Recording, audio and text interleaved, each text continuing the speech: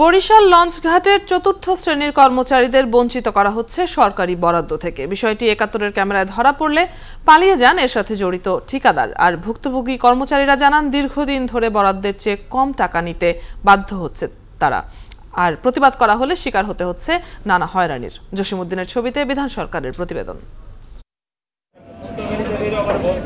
বরিশাল লঞ্চঘাটের ৭৯টি পন্টুনের দেখভালে নিযুক্ত আছেন একজন করে লস্কর, যাদের রান্না এবং পন্টুনের বাতি জ্বালানোর জন্য জনপ্রতি সরকারি বরাদ্দ মাসে ১৮ লিটার কেরোসিন তেল। সেই তেলের বদলে কখনো দেয়া হয় টাকা, তবে যাই দেয়া হোক না কেন ঠকানো হয় প্রতিবারে।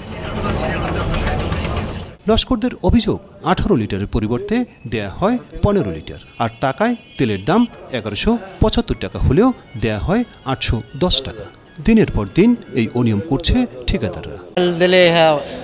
পাওয়া যায় না বা এই ডিলার বেশি পাওয়া যায় না, আবহাওয়া থেকে আমাকে এখনই আছে, এখনই তেলের টাকা দেবে, দেখবেন না। সরকারি বরাদ্দ হইলো ১৮ লিটার, ডিলারদের কাছ থেকে তৈল আনতে গেলে হারাতে ১৫ লিটার। আমাদের অফিস থেকে একটা ক্যাশ নিলে ক্যাশ ৮১০ টাকা দেয়। বিষয়টি ৭১-এর ক্যামেরায় ধরা পড়লে অফিস থেকে সটকে পড়েন টাকা দিতে আসা ঠিকাদারের প্রতিনিধি।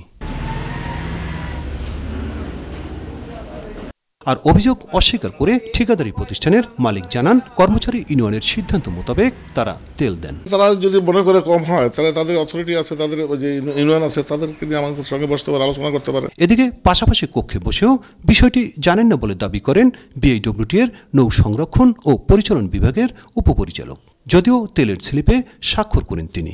আমি এন থেকে সই দিয়ে দেই তেলের স্লিপ দেয় না টাকা দেয়, হেরা জানে, এটা আমার জানা নাই। প্রতি মাসে বরাদ্দ থেকে ২৮,৮৩৫ টাকা কম পাচ্ছেন পন্টুন লস্কর।